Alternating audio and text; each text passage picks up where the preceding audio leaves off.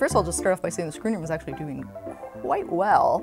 I mean, I'd say this year, 2014, has sort of, you know, from a pure numbers standpoint, has sort of been the best year, sort of like the best year on the books.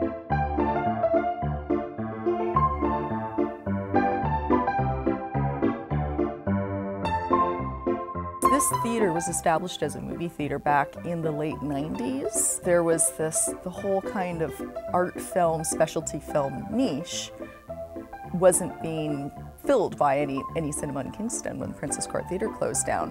So this theater kind of took over that niche, started playing more foreign films, special interest films, art films, in this theater, and changed its name to the Screening Room, and it was all kind of repainted and rebranded as the Screening Room, the kind of specialty art house cinema. And I'd been thinking to myself about the idea of actually starting a movie theater. That had long been this dream, thinking, oh, maybe I'll start a movie theater that will specialize in playing classic films.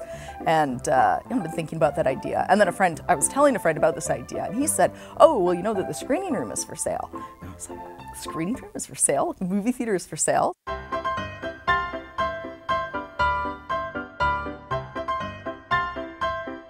I guess one highlight was this past summer, we did a series called British Holiday. And before the screening, we had Barry Lovegrove come and perform some songs and do a slideshow. You know, he played on the same stage as the Beatles, Little Richard, a number of, you know, just sort of rock legends. It's like, it was very interesting to kind of have this moment of kind of like living history. I mean, really, actually, my sort of favorite part of it is actually the kind of day-to-day.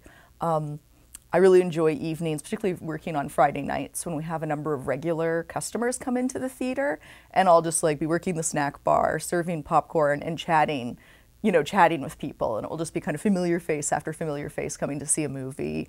Actually, this is gonna sound really like minor, but like if our popcorn machine breaks down, which does happen every so often, and we can't serve popcorn, like people are cranky. One time I had a woman who was like, what, popcorn machine's broken? She's like, I would not have bought a ticket for this movie if I knew that there wasn't gonna be popcorn.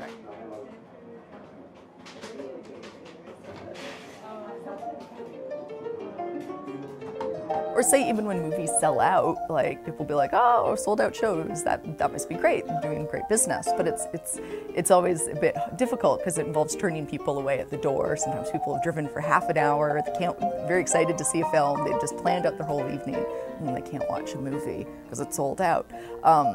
That's always, you know, kind of disappointing.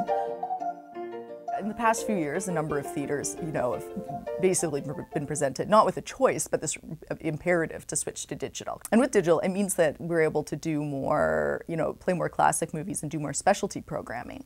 Now, that's one thing that I think really sets the Screening Room apart, is that in any given month, we do a fairly large number of one-off screenings, either of kind of recent kind of documentaries or activist films that local groups have sponsored present here at the Screening Room. We also do a lot of classic film screenings. Like, actually, I don't know of any other theater in Canada that's about our size that plays as many classic films as we do.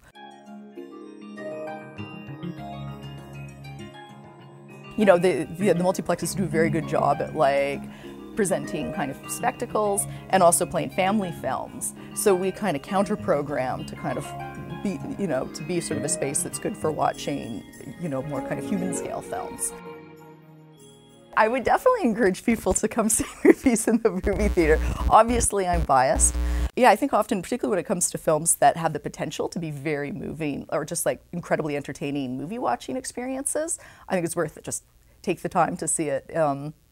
And take the expense to sort of see it in a cinema so that it actually becomes a moving, potentially memorable experience that you'll remember for years to come, rather than, say, wasting the experience of, say, watching The Godfather for the first time off of your laptop while you're doing other things.